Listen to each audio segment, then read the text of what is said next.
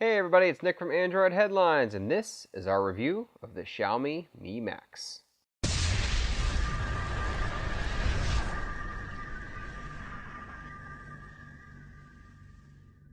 Xiaomi is back already and in a really big way this time. I'll do my best not to make too many jokes about the Mi Max being big during this review, but it's going to be pretty tough. With a 6.44-inch 1080p screen, the Mi Max is the largest phone to come out in quite some time, and definitely the biggest high-profile phone to hit the market since probably the Sony Xperia Z Ultra.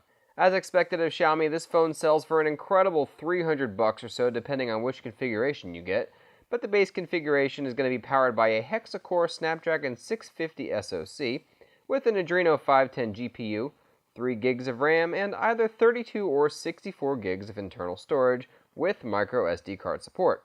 Underneath this all-metal body sits a 4850 mAh battery, which is equally as massive as the phone itself. With this battery, you're guaranteed a full 2 days of battery basically no matter how heavily you use this phone. There's just no way around it. Lighter use could give you significantly more than that, especially if you keep Xiaomi's default background app restriction policies on, an option that most users likely will keep on since it's buried deep within the system menu and not the easiest thing in the world to find. As has been the case with Xiaomi's devices in the past, as well as some other notable OEMs like Huawei who like to heavily alter Android, these battery-saving features end up restricting proper app usage for certain apps, and even with them turned off, they still cause problems with syncing and other necessary features that we've come to expect of our phones. I often missed emails and other notifications because of these background restrictions, and there were plenty of other issues with Google services in general as well. Stripping Google services out of Android almost always causes issues from what I've seen in the past,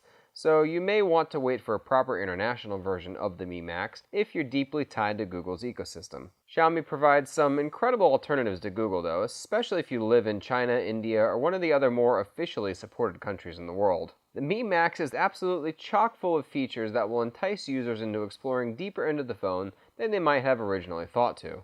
These features are even better when paired with Xiaomi services like Mi Cloud, Mi Talk, the Xiaomi App Store, and more. Xiaomi has significantly updated the UI for MIUI in many ways with version 8, including a much-needed complete overhaul of the notification system. The notification shade now behaves like a proper Android notification shade should, including expansions of notifications, proper action buttons and their general behavior, and an overall more modern look. Quick toggles now have the option of residing either in the top of the shade for ultra-quick access, or on Xiaomi's standard second page for larger, easier to find tiles. A new second space feature offers a way to effectively clone your device and have one completely separate for work or any other reason you might be able to think of, giving you two completely different devices in one. If that's too much, maybe you'd rather just clone apps individually so that you can have two instances of each. Either way, that's totally possible here, and it's pretty cool. But enough about special features and onto the size of the device.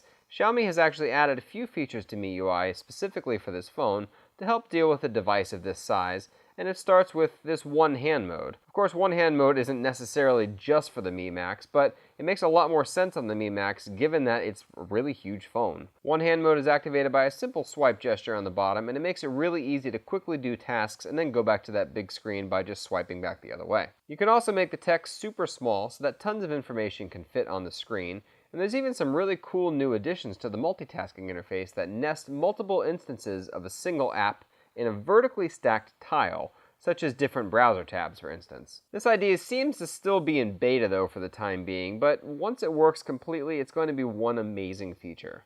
There's even a proper volume panel here that allows you to adjust more than just the active volume to, and it shows that Xiaomi is listening to their customers' requests now more than ever. The size of the device also gives more opportunity for the Mi Max as a gaming and productivity device, too. Playing something like SimCity on this is a dream come true, and editing photos, videos, or just making Word documents on the large screen with that small font is nothing short of phenomenal. That doesn't mean it's going to feel any less awkward to use though, and you'll likely find yourself nearly dropping it more than once because of its sheer bulk. The display on the front is a mix of good and bad too. The large size makes it great for the aforementioned reasons, and it also helps a lot in the VR world too. 6-inch screens are the standard for displays in dedicated headsets like the HTC Vive and the Oculus Rift, and there's a good reason for that.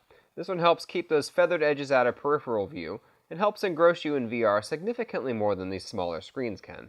The Snapdragon 650 inside does a pretty good job of overall performance too, although more intense 3D and VR games will definitely show signs of struggling, even with a relatively lower resolution 1080p panel. Other aspects of the display that aren't so hot include color balance that's thrown off quite a bit thanks to an overly cool display, and viewing angles that are surprisingly bad for an IPS panel. On the bright side though, it's ultra easy to see in the sun. Audio quality is pretty crappy too, and I found audio in general is quite muddled and sounds like it's just plain missing some stuff, even when I try to properly equalize it with a dedicated hardware EQ. Headphone users will likely not notice this unless they've got some seriously high quality cans, but for car or higher quality audio systems you're likely going to be disappointed. Camera quality was pretty average at best too, and that 16 megapixel sensor on the rear ended up providing some okay photos at best, but at least this was consistent across lighting scenarios. Lower light shots are only slightly worse off than daylight shots, and overall the dynamic range of this sensor just isn't that great. The phone often over or underexposes shots, leaving details lost in either overly bright sections or overly dark shadows. Surprisingly, there's actually 4K video here, something that just doesn't happen with the Snapdragon 600 series phones out there, and for the most part it holds up to scrutiny quite well. There's no OIS, so don't expect a super stable image when moving, but this coupled with the decent front-facing shooter mean you're not likely going to be disappointed in the camera department, but probably not overly excited with the results either. Overall, the Mi Max is a pretty good entry into the niche, massive phone realm, and one that mostly holds up to the Xiaomi name, but serious issues with Google services are going to keep this one out of international waters for now, unless you just enjoy being frustrated on a daily basis. While there are certainly areas that could be improved, quite significantly in some cases, it's hard to get a phone this size if you enjoy them, and there's not really much choice at the end of the day anyway. Is this the best massive phone on the market? You bet. Is this the best $300 phone out there? Not even close. We hope you enjoyed this video and will subscribe for more content. Check us out on your favorite social network, and don't forget to check out AndroidHeadlines.com for 24/7 Android-based news coverage. Thanks for watching, and until next time.